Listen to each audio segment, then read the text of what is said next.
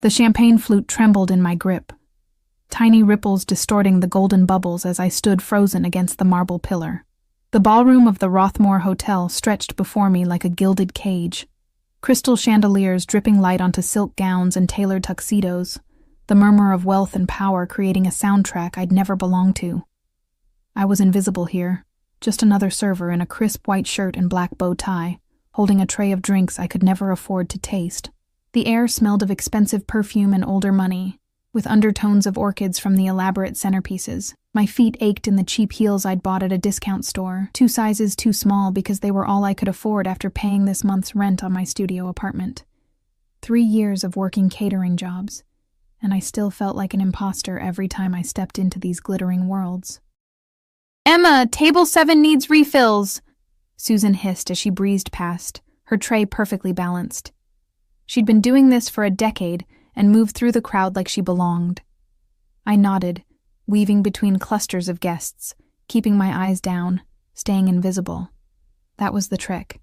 Be present but unseen, useful but forgettable. I was halfway across the ballroom when I saw him. Marcus stood near the bar, his hand possessively wrapped around a redhead's waist, his laugh carrying over the classical music. My ex-boyfriend, the man who'd drained my savings account, stolen my grandmother's ring, and disappeared 6 months ago, leaving me with nothing but debt and a restraining order that apparently meant nothing. Ice flooded my veins, the tray wobbled. His eyes found mine across the room, and his smile sharpened into something predatory. He whispered something to the redhead, his gaze never leaving me. She laughed, touching his chest in a gesture so familiar it made my stomach turn. He'd looked at me that way once, before I'd discovered he was married, before I'd learned about the other women, before everything shattered. He started moving toward me. Panic seized my throat.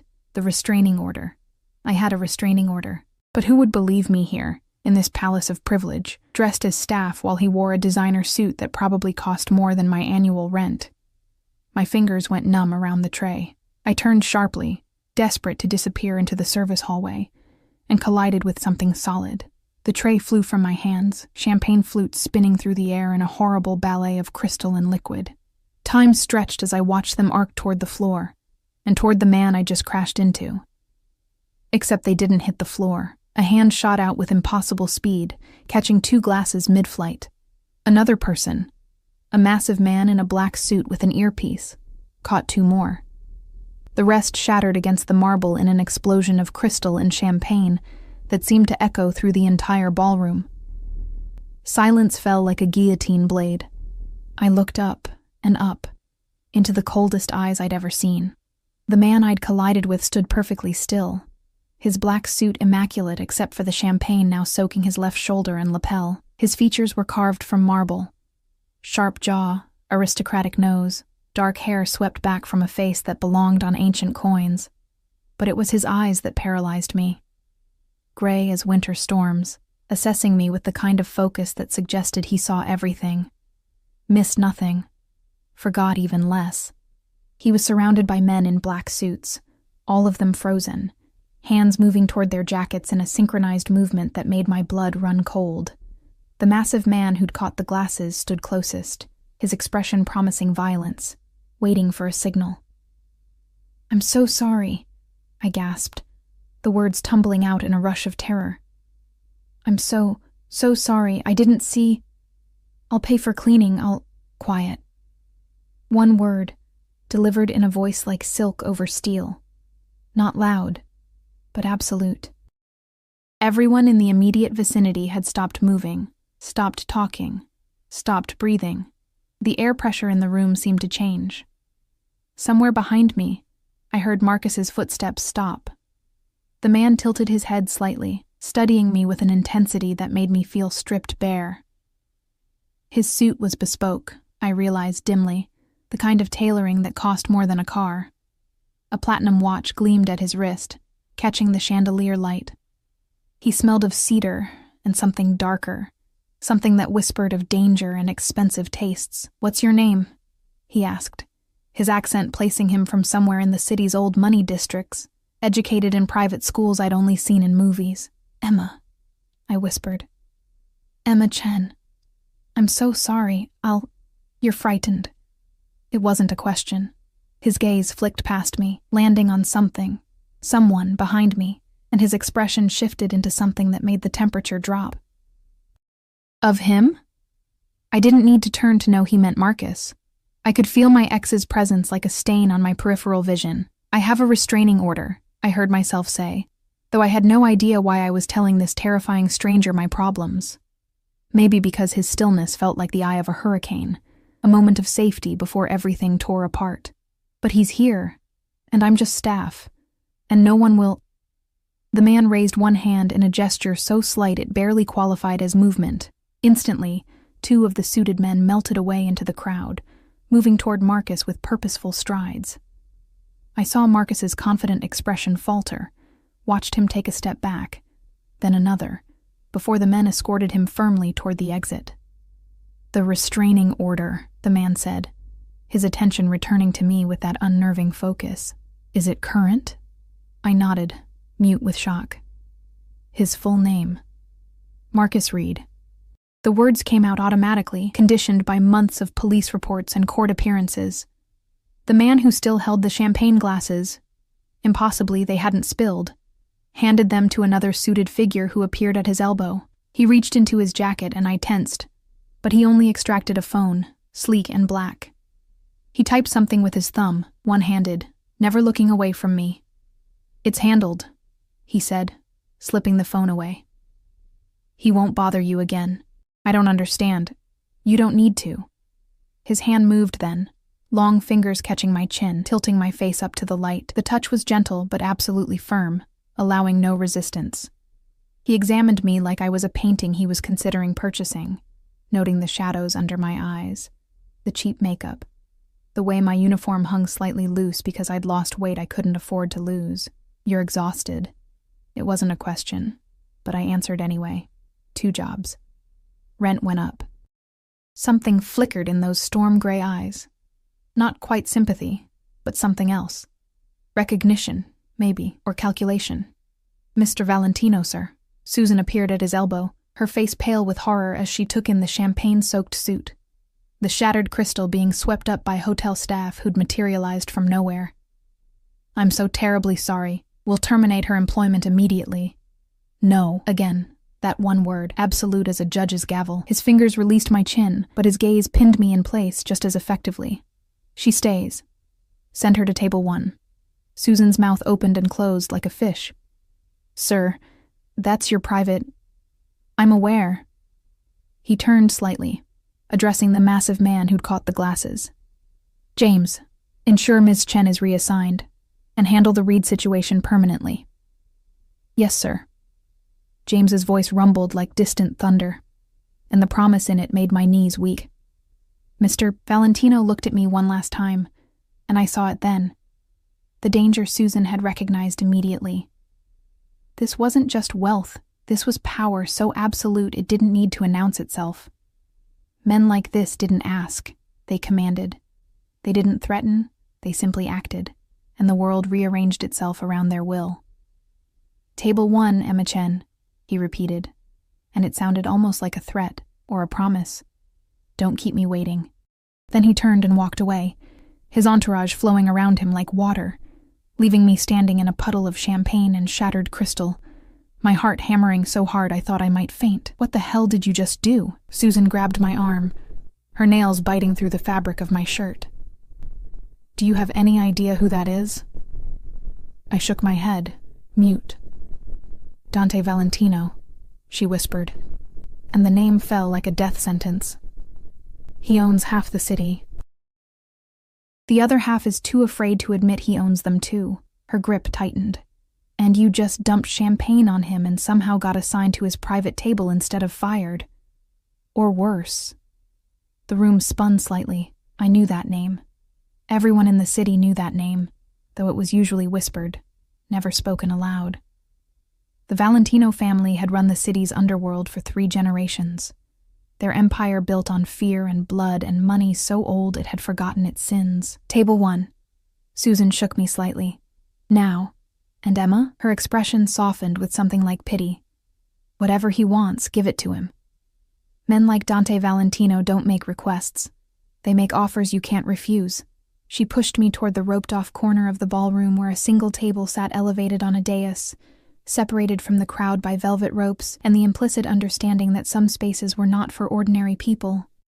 My legs moved mechanically, my mind still trying to process what had just happened. Marcus was gone. Dante Valentino had made him disappear with a gesture, and now he'd summoned me to his table. I climbed the 3 steps to the dais, my cheap heels clicking against marble, and approached the table where Dante sat with 3 other men, all of them radiating the same dangerous authority. Up close, I could see the champagne darkening his shoulder, the way his jaw tightened slightly, the only indication he was displeased.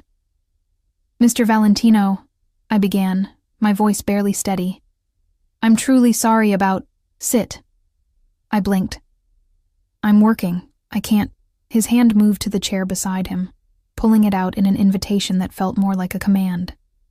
The other men at the table watched me with varying expressions of interest and calculation, like predators deciding if I was prey or something else entirely. This isn't appropriate." My protests died as his gaze lifted to mine, and I saw something in those gray depths that made my breath catch. Not anger. Something far more dangerous. Interest.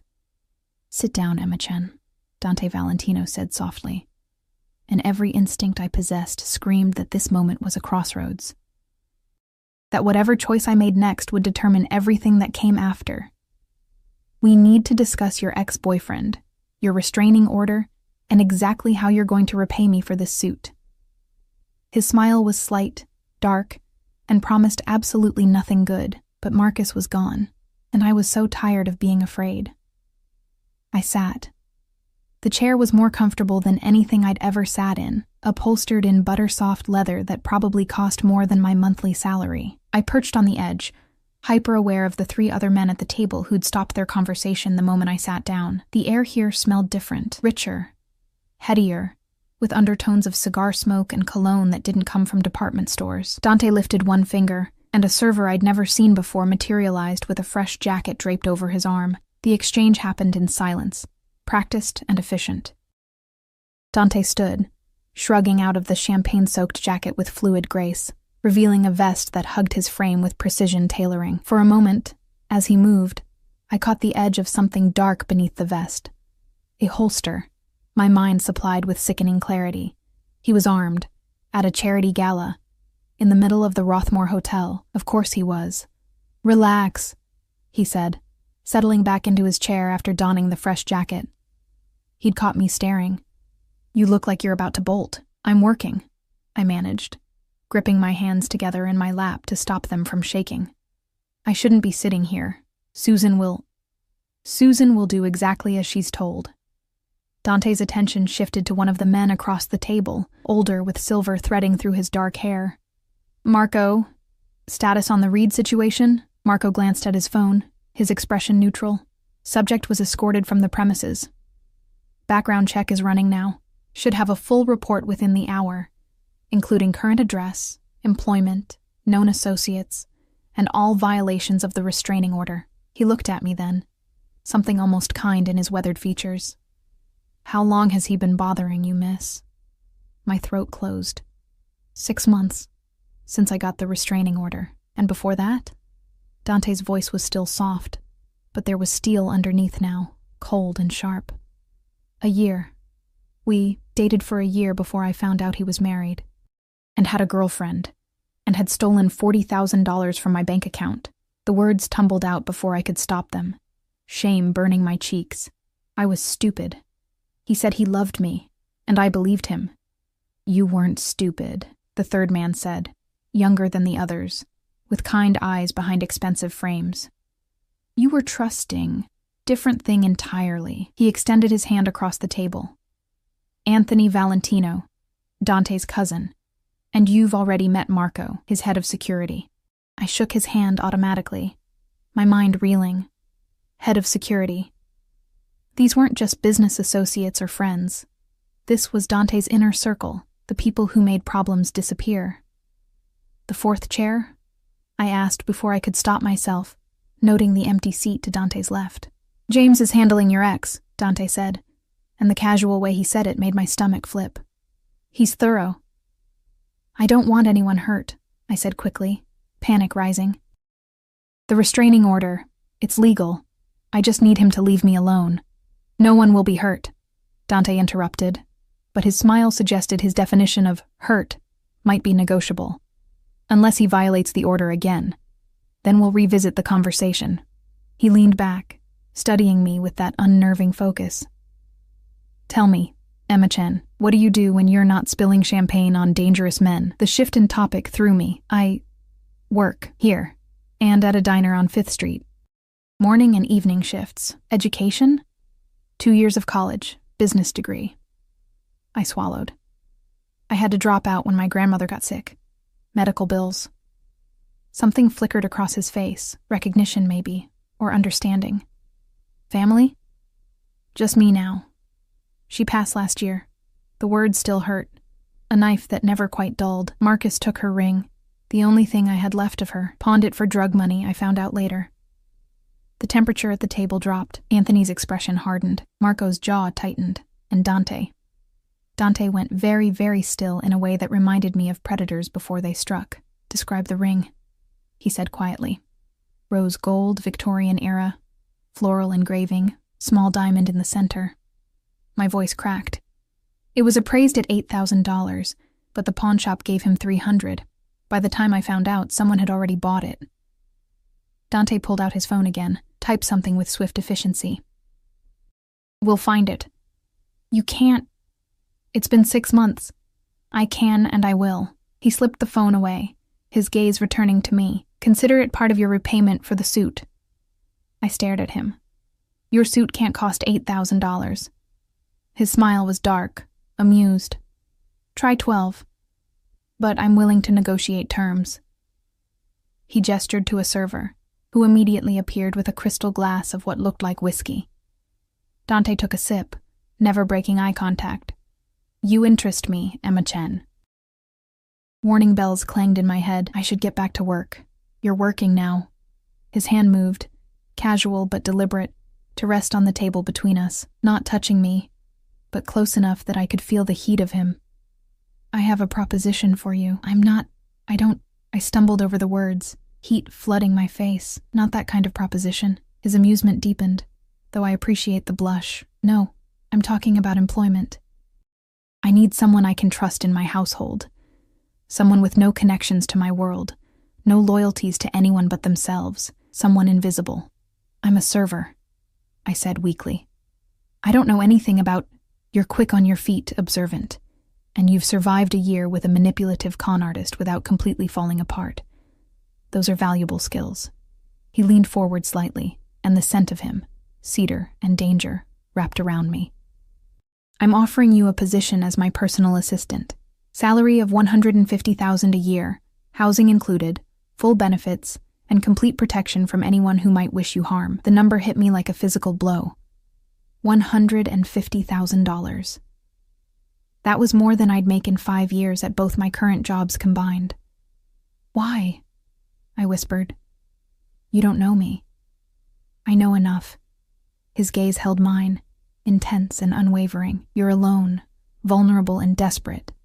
That makes you honest in a way most people in my world aren't. You won't spy for my enemies because you don't have any connections to them. You won't steal because you've been stolen from and know how it feels. And you're terrified of me, which means you'll be careful. I should be terrified of you, I said, surprising myself with my boldness. Everyone else is. Smart girl. His approval felt dangerous, like praise from a teacher who might also be planning your execution. So, what's your answer? I looked around the ballroom, at the servers weaving through the crowd with practiced invisibility, at the guests dripping in wealth they'd been born into, at Susan watching me from across the room with an expression of horror and envy mixed together. I thought about my studio apartment with its broken heater, the collection notices piling up on my counter, the way I'd been rationing food to make rent. I thought about Marcus's smile as he'd moved toward me, the promise of more harassment, more fear, more of this grinding poverty that made me invisible to everyone who mattered. And I thought about the way Dante had made Marcus disappear with a gesture. I need to give notice at my jobs, I heard myself say. Already handled. You're done as of tonight. At my expression, he added, I texted your managers while you were talking. Gave them very generous severance payments for the inconvenience. Of course he had. Men like Dante Valentino didn't wait for permission. When do I start? The words felt like jumping off a cliff. But what was the alternative? Falling had always been inevitable. At least this way, someone might catch me. Tonight. He stood, and instantly Marco and Anthony rose with him. A choreographed movement that spoke of years of practice. James will drive you home to collect your belongings. You'll stay in the guest house on my estate until we determine the full extent of Reed's activities and ensure your safety. I can't just... Tonight? I floundered, trying to think of obligations, reasons to resist, but there was nothing. No family, no friends I'd kept after Marcus had isolated me, no life worth protecting. You can, and you will. Dante's hand extended toward me, an invitation to stand, to step into his world. Unless you'd prefer to go back to your apartment, where Marcus knows the address, and hope the restraining order protects you. My hand was in his before I consciously decided to move, his fingers closing around mine with gentle, inexorable pressure. He pulled me to my feet, and suddenly we were close enough that I had to tilt my head back to meet his eyes. You're making a deal with the devil, I whispered. His smile was sharp as a blade. I know. But at least this devil keeps his promises. He released my hand, but the warmth of his touch lingered like a brand. James will take care of you. Do exactly as he says, and you'll be perfectly safe. And if I don't, then you'll learn very quickly why everyone in this city is afraid of me. He said it pleasantly, like discussing the weather, and somehow that made it more terrifying. But you're a smart girl, Emma. You'll learn fast. He turned to leave, Marco and Anthony falling into formation around him, and I stood frozen on the dais, watching my life pivot on an axis I hadn't known existed until an hour ago. Ms. Chen? A rumbling voice made me turn. James stood at the bottom of the steps, massive and intimidating, but his expression was almost gentle. We should go. The boss doesn't like to be kept waiting, and we need to get you somewhere secure before Reed realizes what's happened. What did happen? I descended the steps on shaking legs. What did you do to Marcus? Had a conversation. Made our position clear. James's smile was terrifying. He's been encouraged to leave the city, permanently. If he's smart, he'll take the encouragement. And if he's not smart, then I'll have another conversation with him. Won't be as pleasant. He gestured toward a side exit, his hand hovering near my elbow without touching, protective but not controlling. This way. The car's waiting. I followed him through the service corridors, past shocked staff members who stared at me like I'd grown a second head, out into the cool night air of the loading dock. A black SUV waited, windows tinted so dark they looked like holes in reality. Another man in a suit opened the rear door, and I glimpsed leather interior, soft lighting, luxury that belonged in a different world. I don't understand, I said, pausing at the door. Why is he doing this? Really? James studied me for a long moment, his expression thoughtful. The boss lost his sister 2 years ago. Domestic situation that went bad. Her husband was abusive, controlling. By the time we found out, it was too late. His jaw tightened. He doesn't like seeing women in danger. Brings out his protective instincts, sometimes too protective, if you know what I mean. Understanding crashed over me like cold water. He sees her when he looks at me, maybe. Or maybe he just sees someone who needs help and has the power to give it. James gestured to the SUV. Either way, you're safer with him than without him. That's not a threat, Ms. Chen. That's just reality in this city. I climbed into the SUV, sinking into leather seats that probably cost more than my entire apartment's furniture combined. The door closed with a solid thunk that spoke of armoring, of protection, of a barrier between me and the rest of the world. Through the tinted window, I watched the Rothmore Hotel recede as James pulled into traffic, handling the massive vehicle with practiced ease. Somewhere in that building, Dante Valentino was continuing his evening, making deals and issuing orders, reshaping reality with quiet words and subtle gestures, and I was in his orbit now, caught in his gravity, falling toward something I couldn't name. My phone buzzed in my pocket, a text from an unknown number. Your ring has been located. I'll have it for you by morning. Sleep well, Emma. D. I stared at the message, my heart hammering. He'd found it. In less than an hour, he'd found my grandmother's ring, the one piece of her I thought I'd lost forever. Another text followed. Welcome to my world. Try not to spill anything else on me. Despite everything, the fear, the uncertainty, the knowledge that I'd just bound myself to one of the most dangerous men in the city, I found myself smiling. Then the smile faded as reality set in. I'd just agreed to work for a Mafia boss, and something told me that champagne-soaked suit was going to be the least expensive thing I'd ever owe him. The guest house was larger than my entire apartment building. I stood in the marble foyer, my threadbare duffel bag looking obscene against the cream-colored floors that gleamed like still water. Crystal sconces cast warm light across walls decorated with art that probably belonged in museums. Through an archway, I could see a living room with furniture so pristine I was afraid to breathe near it. Your quarters, Ms. Chen, James said, setting down the 2 other bags he'd helped me pack. Everything I owned in the world fit into 3 bags, a fact that suddenly felt humiliating in this palace of excess. Master bedroom is upstairs, fully stocked kitchen through there. Bathroom has a soaking tub and separate shower. Security system is already programmed with your fingerprints.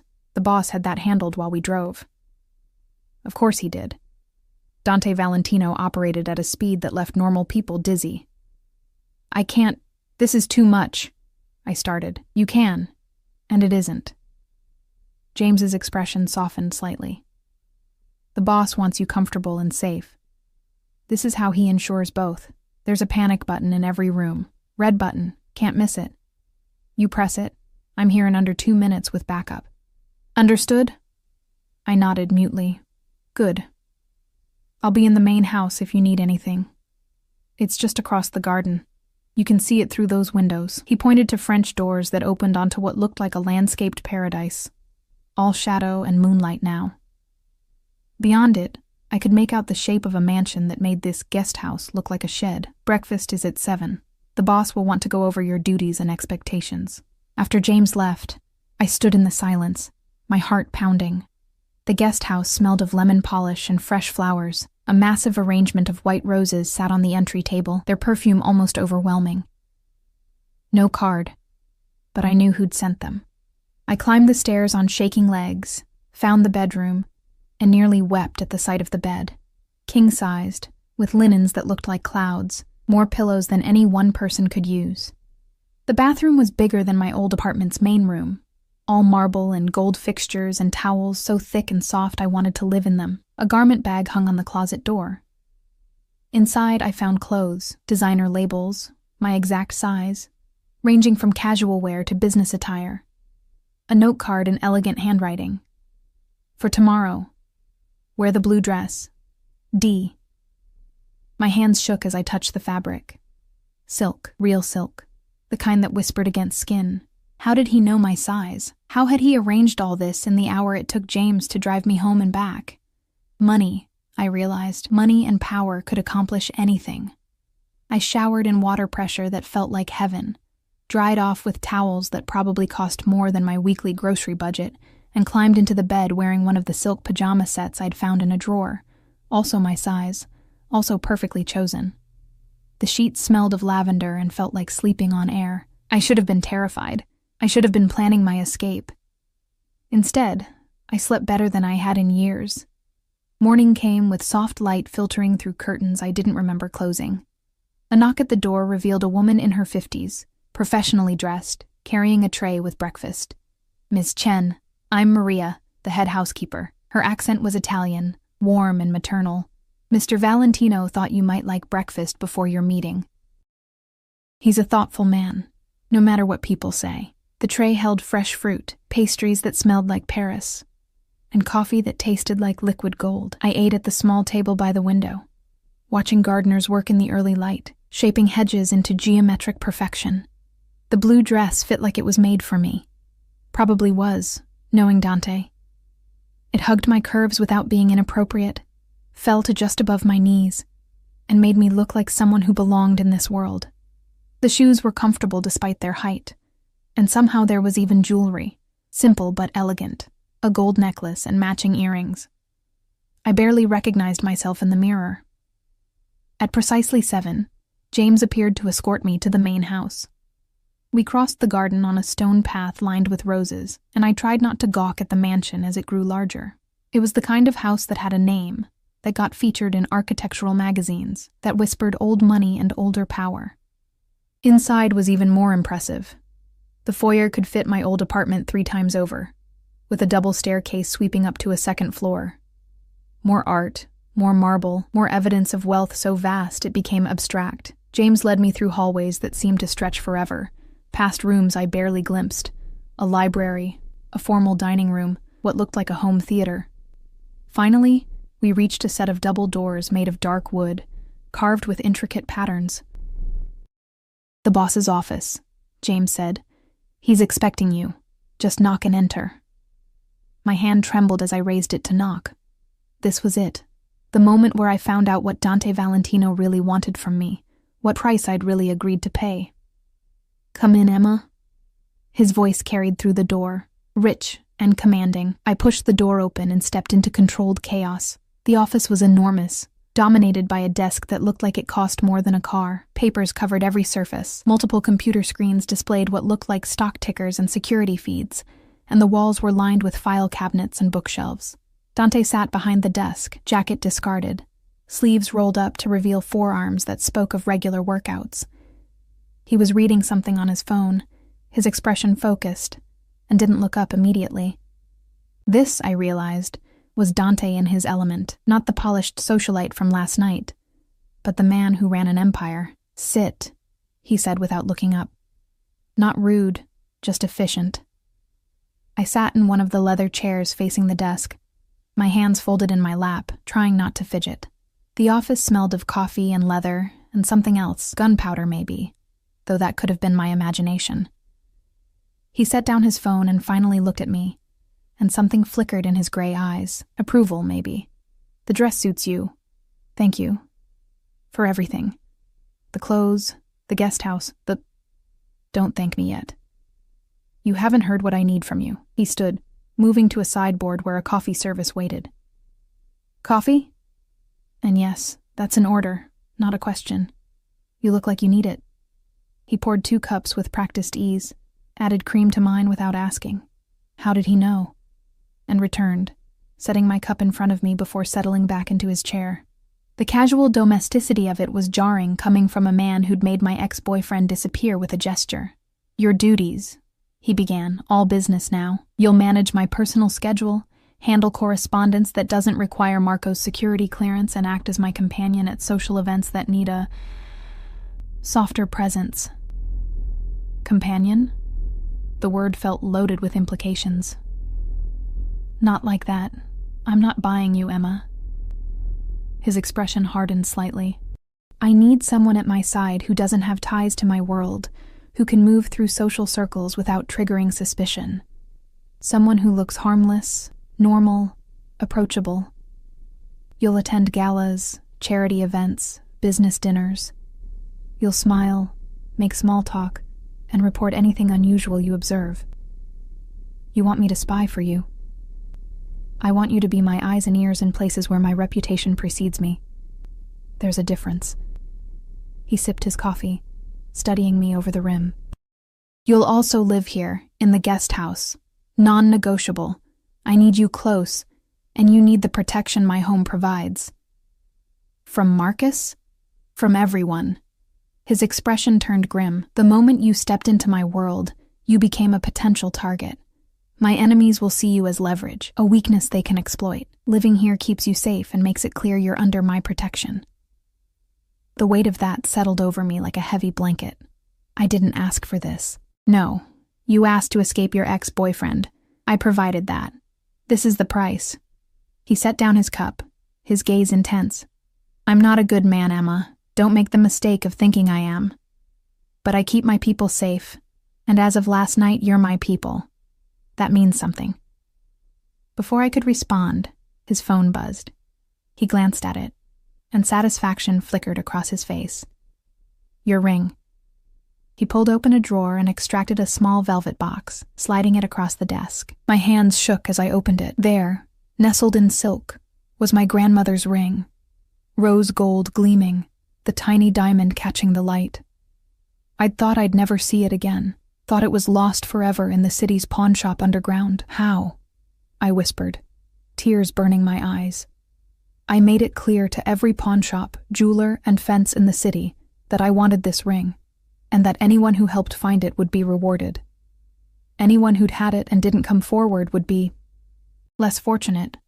His smile was sharp. It was located in a private collection by midnight. The collector was happy to return it when I explained the situation. I slipped the ring onto my finger. It still fit perfectly, and felt something break loose in my chest. You didn't have to do this. I did, actually.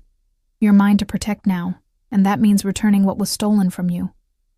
He stood, moving around the desk to stand in front of me. Up close, I could see the fine lines at the corners of his eyes, the shadow of stubble along his jaw, the way his collar was slightly loosened, small imperfections that made him feel more real, more dangerous. Say it, he commanded softly. Say what? That you understand what you've agreed to. That you know there's no going back from this. His hand moved to cup my chin, tilting my face up the way he had last night, and I felt the same electric shock of contact. Once you're mine, Emma, you stay mine. I don't share, and I don't let go easily. The possessiveness in his voice should have terrified me. Instead, something dark and long buried stirred in my chest. Relief, maybe, at being claimed, at mattering to someone powerful enough to make the world bend. I understand, I whispered. Good girl. The praise went straight to somewhere low in my belly, warming me in ways I didn't want to examine. He released my chin, stepping back. All business again. Maria will show you to your office. It's connected to mine through that door. You'll find everything you need there. This afternoon, we have a meeting with the Castellano family. You'll attend as my companion. The Castellano family? His smile turned predatory. One of my business rivals. They've been encroaching on territory that belongs to me. This meeting will make our respective positions clear. He moved back to his desk, already shifting focus to whatever came next. Wear the black dress. And Emma?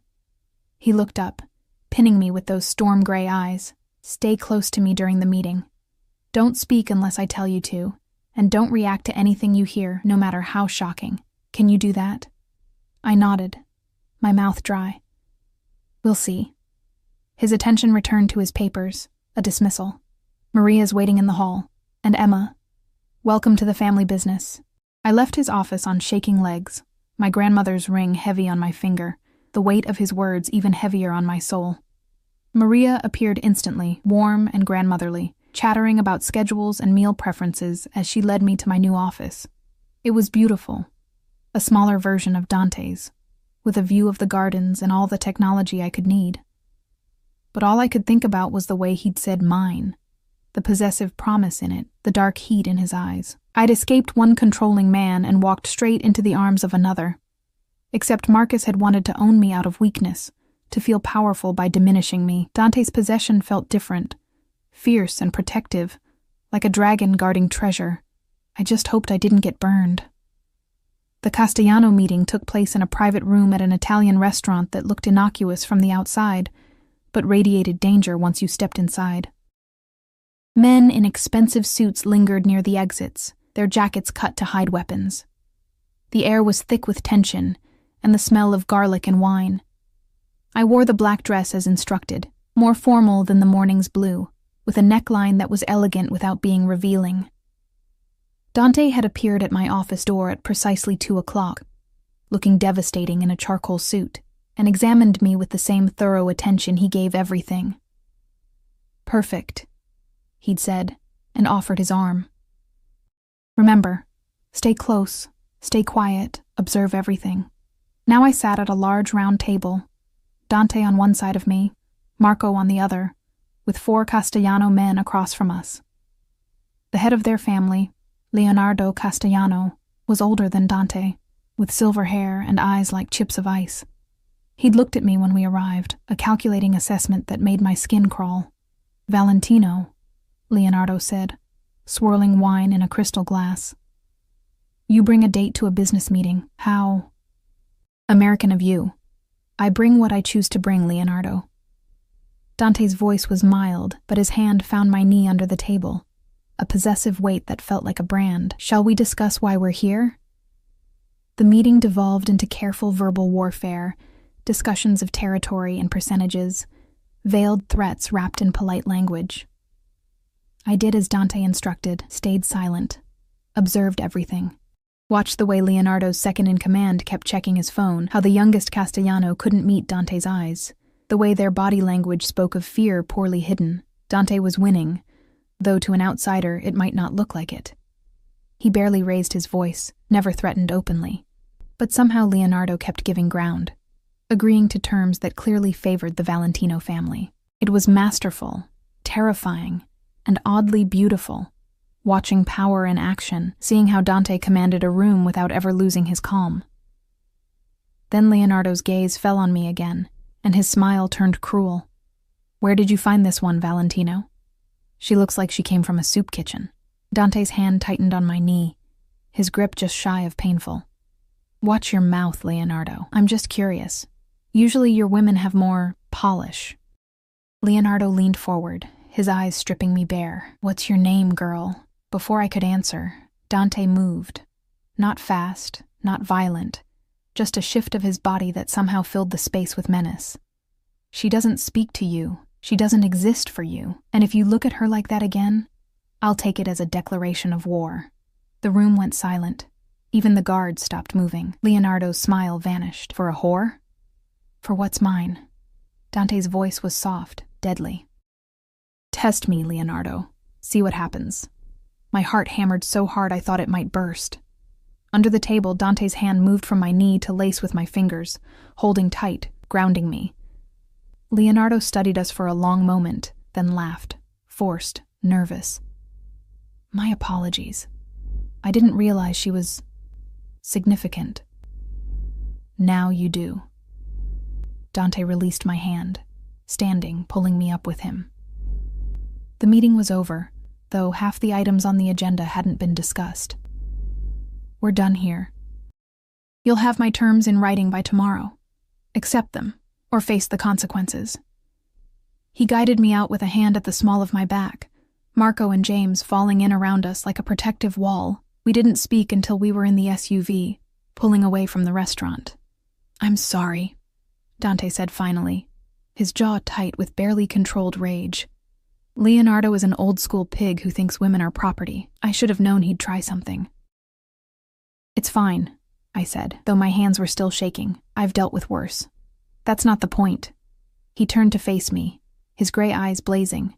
You're under my protection now. That means no one disrespects you. No one threatens you. No one even looks at you wrong without answering to me. His hand cupped my face, gentle despite the fury in his expression. Do you understand, Emma? You're not invisible anymore. You're mine. And that makes you untouchable. The intensity of his gaze, the possessive promise in his words. It should have frightened me. Instead, for the first time in longer than I could remember, I felt safe. I understand, I whispered. His thumb brushed across my cheekbone, a gesture so tender it stole my breath. Then he pulled away, composing himself, becoming the controlled businessman again. But I'd seen beneath the mask now. Seen the fire, the possessiveness, the fierce protectiveness that bordered on obsession. And God help me, I wanted to see more. 3 weeks passed in a blur of luxury and lessons in survival. I learned that Dante rose at 5 every morning, already on his phone before the sun crested the horizon. I learned that he took his coffee black, hated inefficiency, and could silence a room with a single look. I learned the names of his enemies, his allies, and the vast gray area in between where most of the city's power players resided.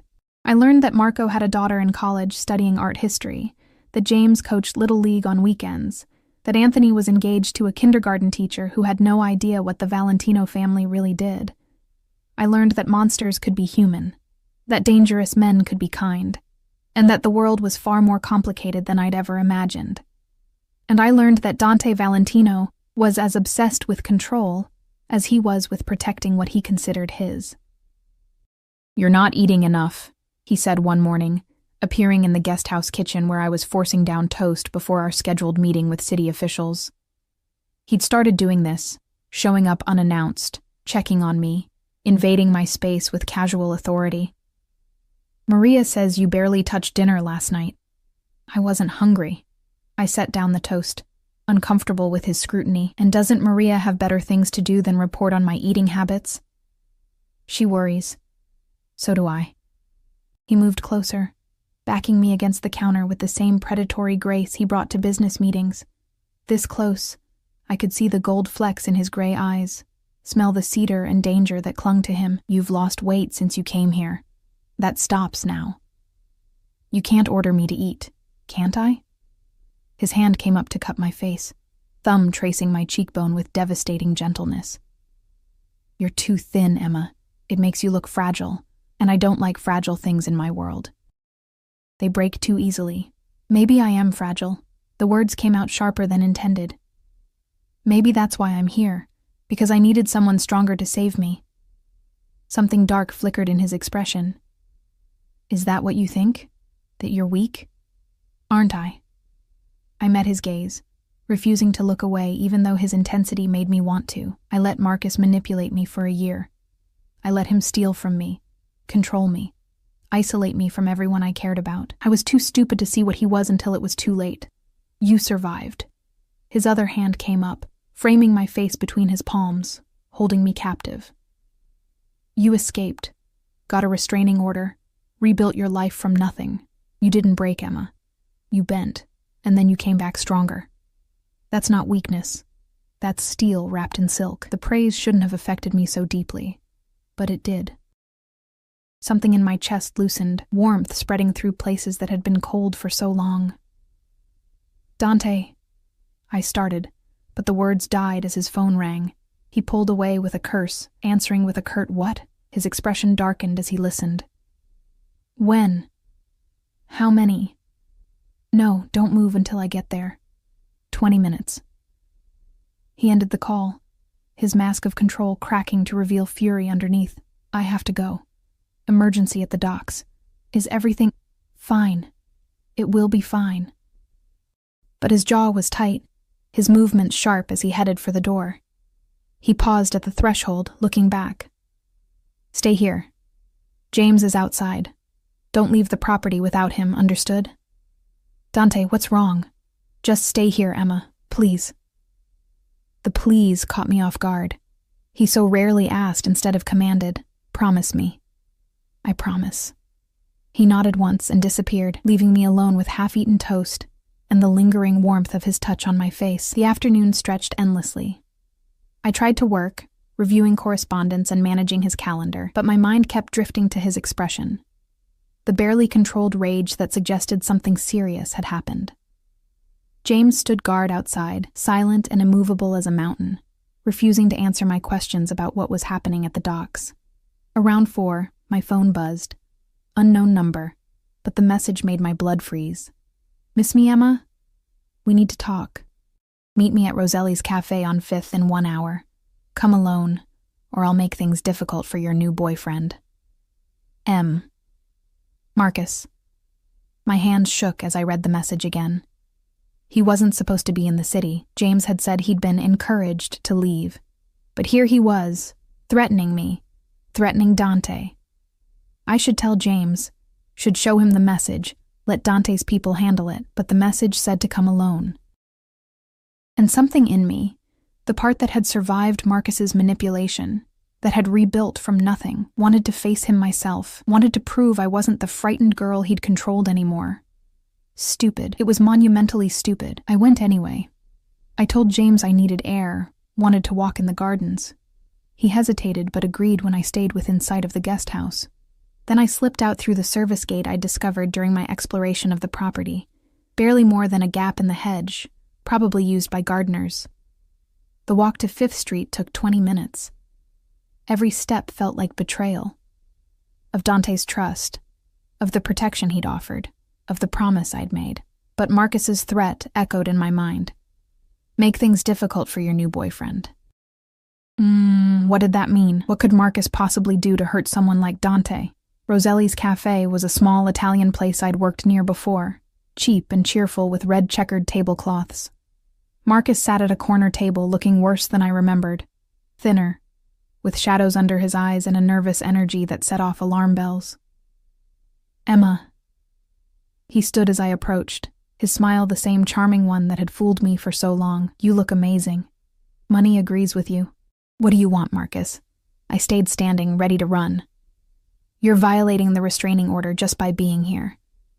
"I wanted to warn you." He gestured to the chair across from him. "Please sit, this is important." Against my better judgment, I sat, every muscle tense. "Warn me about what?" "About Dante Valentino." Marcus leaned forward, his expression earnest, too earnest, the way it always got when he was lying. "Emma, do you have any idea who that man is? What he's capable of?" "I know exactly who he is. Do you? Do you know how many people have disappeared after crossing him? How many bodies they've pulled out of the harbor with Valentino calling cards?" His hand reached across the table toward mine. I jerked back. "He's not a businessman, Emma. He's a monster. And he's using you. You're one to talk about using people." Anger burned through my fear. "You stole $40,000 from me, Marcus. You stole my grandmother's ring. You lied to me for a year while you were married to someone else. Why should I believe anything you say?" "Because I'm trying to save your life." His voice rose, drawing looks from other patrons. He lowered it, leaning closer. "I made mistakes, okay?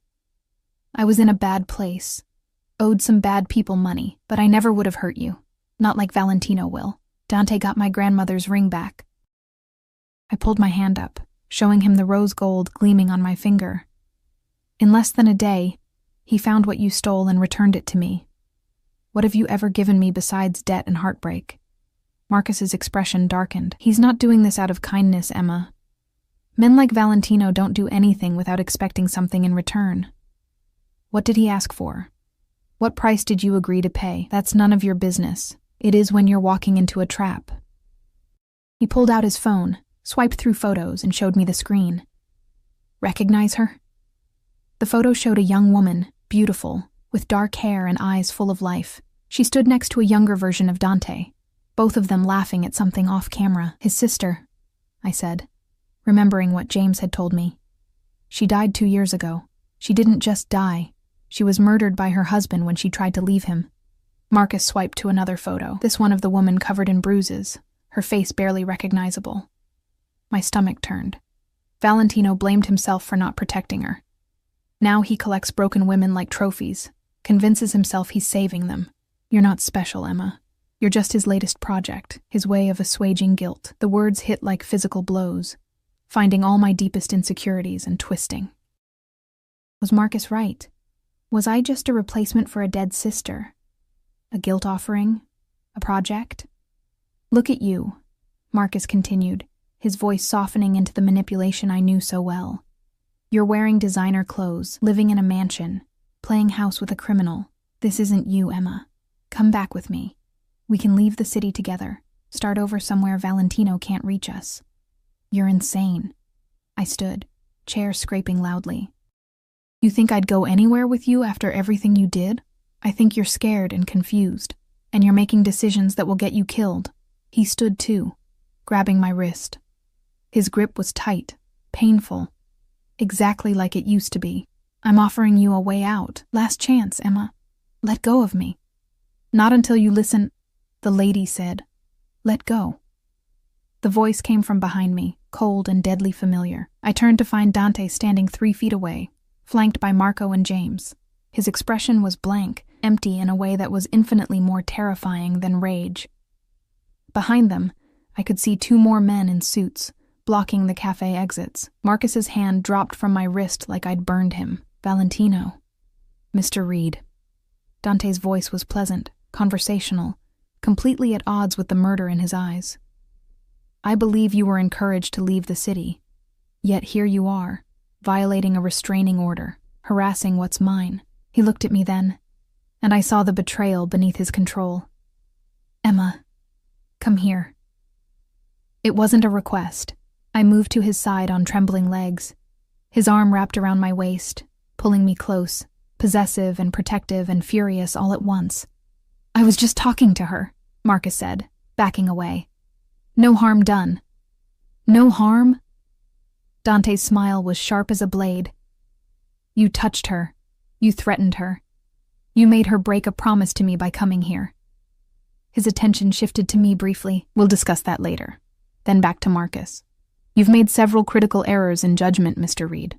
Would you like to know what they are?" Marcus's face had gone pale. "Look, I was just... First, you underestimated my reach. Did you really think I wouldn't have people watching you? That I didn't know the moment you entered the city?"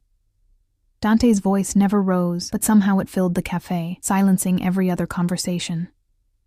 "Second, you underestimated what she means to me. She's not a project or a trophy or a guilt offering. She's mine. My employee, my responsibility, my..." He paused, something flickering in his expression. "Mine. And I protect what's mine with extreme prejudice. I didn't mean any disrespect. Third, and most critically, you touched her." Dante released me, stepping forward with predatory grace. Marco and James moved with him, a choreographed dance of menace. "That wrist you grabbed? Those fingerprints you left? They're going to cost you, Mr. Reed." "Wait," Marcus stumbled back, knocking into his chair. "I'm sorry, okay? I'll leave. I'll disappear. You'll never see me again. You're right about that." Dante nodded to James. "Take him. Make it educational." "No." I grabbed Dante's arm without thinking. "Please don't hurt him. He's not worth it." Dante looked down at where my hand clutched his sleeve, then at my face, his expression unreadable. "He threatened you. He violated the restraining order. He put his hands on you." Each statement was delivered with careful precision. "And you broke your promise to me, put yourself in danger, to meet with him. Why?" "He said he'd make things difficult for you if I didn't come alone," the words tumbled out. "I didn't want him to hurt you." Dante's laugh was short, sharp, lacking any humor. "Hurt me? Emma, he's a small-time con artist with delusions of relevance. He couldn't hurt me if I stood still and gave him a free shot." His hand came up to cup my face, the gesture gentle despite his anger. "But he could hurt you, and you walked into his trap anyway, alone without protection, because you thought you could handle it yourself. I'm sorry." "Not yet. You're not." He released me, turning to James. "Take Reed to the warehouse. Standard treatment for restraining order violations. And James, make sure he understands that if he ever comes within 100 miles of this city again, next time won't be educational." James hauled Marcus toward the exit, the con artist's protests fading as they disappeared into a black SUV outside. The cafe's other patrons had suddenly found their meals fascinating, everyone carefully not watching the scene unfolding. Dante took my arm, not roughly but with unmistakable authority, and guided me out to his own vehicle. We drove in silence, the tension so thick I could barely breathe. Marco sat in the front with the driver, occasionally glancing back with an expression that might have been sympathy. When we reached the estate, Dante didn't take me to the guest house. Instead, he led me into the main house, through hallways I'd never seen, to a room that could only be his private study. Darker than his office, more personal, with leather furniture and shelves of first editions and a massive desk that suggested this was where he did his real work. He closed the door with deliberate care, then turned to face me. "Explain," he said quietly. The silence stretched between us like a chasm. Dante stood with his back to the door, hands in his pockets, his expression carefully neutral, which was somehow worse than anger.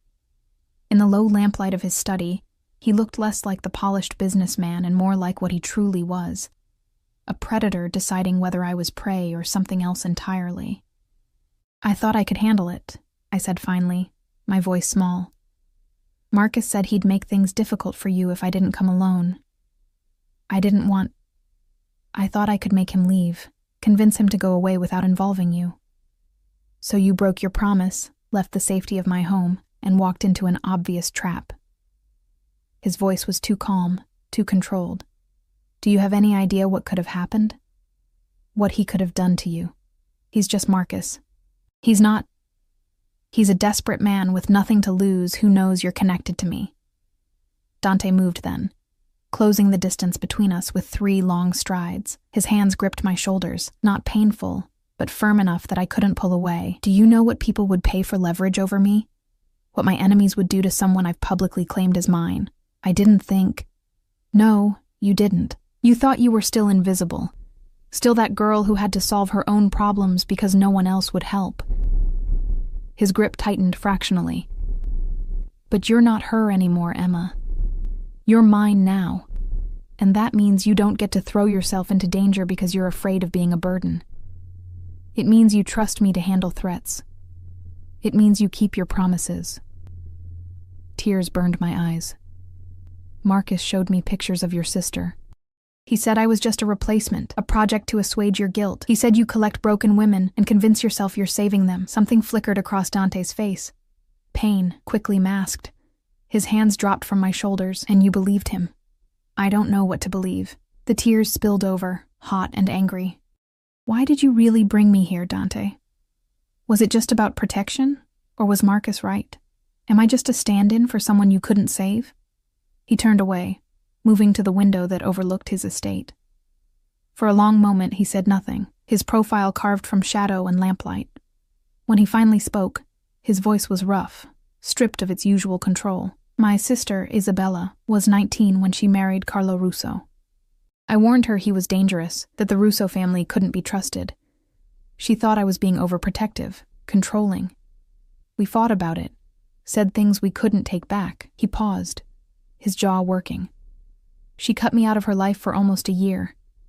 By the time she reached out, by the time she admitted I'd been right, it was too late. Carlo had isolated her, broken her down piece by piece. When she tried to leave, he killed her rather than let her go. My hand went to my mouth, horror washing through me. I got there 10 minutes too late. His reflection in the window showed no emotion, but his hands were fisted at his sides. 10 minutes. If I'd driven faster, if I'd known sooner, if I'd been less proud and checked on her anyway. She died because I failed to protect her. Dante?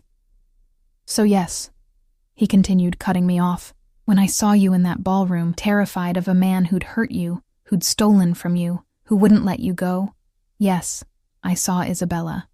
I saw a chance to do what I couldn't do for her. He turned then, and the raw pain in his eyes stole my breath. But you're not a replacement, Emma. You're not a project or a trophy or a way to assuage guilt. He stopped, something shifting in his expression, and suddenly he was moving toward me again, closing the distance with purpose. His hands framed my face, tilting it up to meet his burning gaze. You're you, he said roughly. Stubborn and brave and too smart for your own good. You challenge me, question me, refuse to be cowed even when you should be terrified. You make me laugh at breakfast and drive me insane by lunch. You're not Isabella. You're Emma. And somewhere in the last 3 weeks, you stopped being my responsibility and became something else entirely. What? I whispered, afraid to breathe, afraid to break whatever spell this was. Mine, he said simply, like it explained everything. Not because you're broken and need saving, because you're strong enough to survive anything, and I want that strength, that fire, that steel wrapped in silk next to me. Because when Leonardo Castellano insulted you, I wanted to burn his world down. Because when I saw you with Marcus, touching him, letting him put his hands on you, his grip tightened. Not quite painful, but possessive beyond reason. I wanted to kill him, Dante continued, his voice dropping to something dark and dangerous. Not for violating the restraining order, not for threatening you, but for daring to touch what's mine. Do you understand what that means, Emma? How far past professional this has gone? My heart hammered against my ribs. You're my employer. It's not appropriate. Fuck, appropriate. The curse shocked me. I'd never heard him lose control like this. I'm not a good man, Emma. I've done things that would make you run screaming if you knew the full truth. But I've never lied to you, and I won't start now. I want you. Not as an employee, not as a project, as mine, in every way that matters. This is crazy, I breathed. We barely know each other. It's only been 3 weeks. I knew the moment you spilled champagne on me and looked at me like I might destroy you and chose to sit at my table anyway. His thumb brushed across my cheekbone, the gesture devastating in its tenderness. I knew when you asked me about protecting you instead of just running. I knew when you wore my grandmother's ring like armor and walked into that meeting with the Castellanos without flinching. And I definitely knew when you broke your promise and went to meet Marcus, not to save yourself, but to protect me. I'm not brave enough for this, I whispered. For you. For this world. You're brave enough to survive Marcus, to rebuild from nothing, to stand in front of me right now and tell me the truth instead of what I want to hear. His forehead touched mine, and I felt the tension vibrating through him, the barely leashed control. I'm asking you, Emma Chen. Not ordering, not demanding, asking, stay with me, not as my employee, as mine. Let me keep you safe, give you everything you've ever wanted, protect you from everyone who's ever hurt you. And what do I give you? My voice cracked. What could I possibly offer someone like you? You. His answer was immediate, absolute. Your strength, your honesty, your fire, the way you look at me like I'm both a monster and a man, and somehow accept both. His hand slid from my face to my waist, pulling me flush against him. I'm not promising easy, Emma. My life is dangerous, complicated, often brutal. But I swear on Isabella's grave that no one will ever hurt you again, that you'll never be invisible, never be taken for granted, never wonder if you matter. Tears streamed down my face now, my carefully constructed walls crumbling. I'm scared. Good. Fear keeps you smart. His smile was soft, almost tender. But don't be scared of me, Tesoro. Be scared of how far I'll go to keep you. Be scared of what I'll do to anyone who tries to take you from me. Be scared of the fact that I'm never letting you go. Even if you ask me to. That's not healthy, I said. But my hands were fisting in his shirt, holding on instead of pushing away. Probably not. He lowered his head, his lips brushing my temple, my cheekbone, the corner of my mouth. But I've never claimed to be healthy, just honest. And honestly, Emma, I'm obsessed with you, possessive of you, so far past professional boundaries I can't even see them anymore. If that terrifies you, say so now, and I'll step back. I'll keep you safe, keep our arrangement professional, and never touch you like this again. He pulled back slightly, giving me space to breathe, to think, to choose.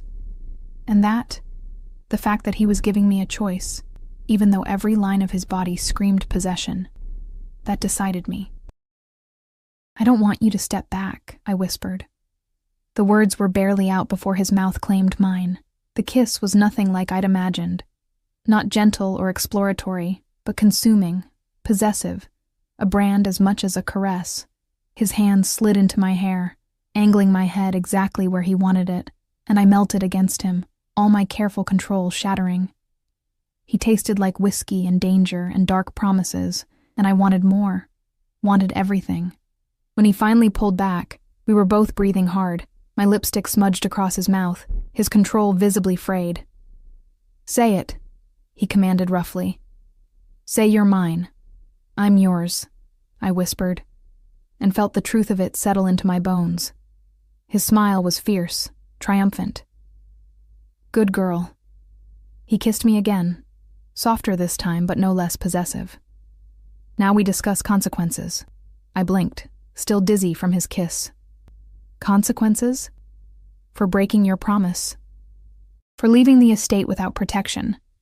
For putting yourself in danger. His expression turned stern, though heat still burned in his eyes. I'm not a man who makes idle threats, Emma. If you're mine, you follow my rules. And the first rule is that you don't risk yourself, ever. So, what's my punishment? I tried for defiant, but it came out breathless. His laugh was dark, full of promise. You're staying in the main house from now on. The guest house is too far from my room. I want you where I can reach you, protect you, keep an eye on you. His hand slid down to my waist again, possessive. You'll also have a security detail whenever you leave the property, non-negotiable. That's not a punishment, that's house arrest." His smile turned wicked, perhaps. "But you'll get used to it. You'll get used to me, to my need to know where you are, who you're with, that you're safe. You'll get used to belonging to me, Tesoro, because I'm never letting go." It should have felt like a cage. Instead, it felt like the first deep breath I'd taken in years. "Okay," I said simply. Something softened in his expression. "Okay? Okay." I reached up, touching his face, feeling the stubble rough beneath my palm. "I'm tired of being alone, Dante. Tired of being invisible. Tired of fighting for scraps of affection and safety. If you want me, if this is real, it's real." He caught my hand, pressing a kiss to my palm, then to the rose gold ring on my finger. "More real than anything in my life has been in years." "Then yes, I'm yours." I paused, needing him to understand. "Don't make me regret it. Don't turn into Marcus. I'm nothing like him." Dante's voice turned to steel. "Marcus wanted to own you because it made him feel powerful. I want you because you make me feel human. There's a difference, Emma, and I'll spend the rest of our lives proving it to you." "The rest of our lives?" I raised an eyebrow. "That's a long time." "Not long enough." He pulled me close again, holding me like I might disappear if he loosened his grip. "You walked into my world 3 weeks ago covered in champagne and fear, and somehow you've become the center of it. I don't do anything by halves, Tesoro. When I claim something, it's forever." I buried my face in his chest, breathing in cedar and danger and the distinctive scent that was purely him. "You're intense. You have no idea." His hand stroked through my hair, soothing now instead of possessive. "But you'll learn. And Emma, Marcus won't bother you again, ever." I made sure of that. I pulled back to look at him. "What did you do?" "Nothing he didn't deserve. Nothing that will keep him from living a long, healthy life far away from here." His smile was sharp. "I can be merciful when properly motivated. And you, Emma Chen, are excellent motivation." 6 months later, the morning sun streamed through the windows of our bedroom. Our bedroom, because Dante had moved me into his suite the day after our first kiss and refused to let me leave. I woke to find him already awake, propped on one elbow, watching me with that intense focus that still made my heart race. "Creepy," I murmured, but I was smiling. "Beautiful," he corrected, leaning down to kiss me. "And mine." "Possessive," I teased, but my arms wound around his neck, holding him close. "Always." He rolled, pulling me on top of him, his hands settling on my waist with familiar ownership. "Good morning, Mrs. Valentino." The ring on my finger, not my grandmother's ring, which I wore on my right hand now, but a new one, a massive diamond that had been his grandmother's, caught the light. We'd married 3 months ago in a small ceremony on the estate, with only his inner circle present. Marco had walked me down the aisle. Maria had cried. And Dante had looked at me like I was the only thing in his world that mattered. "Good morning, Mr. Valentino," I said, pretending the title didn't still send a thrill through me. Life wasn't perfect. Dante was controlling, possessive to the point of obsession. And sometimes his world brought danger close enough to terrify me, but he kept his promises. I was never invisible, never taken for granted, never had to wonder if I mattered. Marcus had disappeared to somewhere in South America, with enough money to start over, and enough fear to never return. The Castellano family had been absorbed into Valentino operations after Leonardo made the mistake of threatening me again, and I'd learned to navigate the complex world of the city's underworld with Dante as my guide and protector. "What are you thinking about?" Dante asked, reading my expression with the ease of someone who'd made studying me his life's work. "That I spilled champagne on a Mafia boss and somehow ended up married to him." I traced the line of his jaw, still amazed that I had the right to touch him like this. "It's been quite a year. Best mistake you ever made," he said, pulling me down for a deeper kiss. "Marrying you, or the champagne?" "Both." His smile was wicked, warm, completely unguarded in a way he only ever was with me. Though I prefer to think of it as fate. "You were meant to walk into my life, Emma. To save me as much as I saved you. That's very romantic for a crime lord. I'm a complicated man." He rolled us again, pinning me beneath him, his expression turning serious, "But I mean it, Tesoro. Before you, I was just going through motions, building an empire, honoring Isabella's memory, existing. You made me live again, made me remember what it feels like to care about something beyond business and revenge." I cupped his face. This dangerous, possessive, impossibly complex man who'd become my whole world. "I love you. I know." His smile was smug. "You tell me every day, usually when I'm being overprotective and irritating. You are overprotective and irritating. And you love me anyway." He kissed me again, soft and deep and full of promises. "Just as I love you, my Emma, my wife, mine." The possessiveness still made me shiver, but now it was anticipation instead of fear, because I'd learned the difference between control that diminished and protection that empowered. Dante's obsession wasn't about making me small. It was about keeping me safe so I could be everything I was meant to be. "Forever," I whispered against his lips. "Forever," he agreed, and sealed the promise with a kiss that tasted like cedar and danger and home. I'd walked into his world afraid and alone, thinking I was escaping one trap only to fall into another. But sometimes the cage you choose, the one built of fierce protection and possessive devotion, isn't a cage at all. Sometimes it's exactly where you're meant to be. And as Dante's arms wrapped around me, as the morning light painted our bedroom in shades of gold, I knew with absolute certainty that I was exactly where I belonged. In the arms of a man who'd move heaven and earth to keep me safe, who'd burn the world down before he let me go, who'd taken my fear and transformed it into something precious, something worth fighting for, something that felt remarkably like freedom. I was Emma Valentino now, no longer invisible, no longer afraid, no longer alone. I was his, completely and irrevocably, and God help anyone who tried to change that.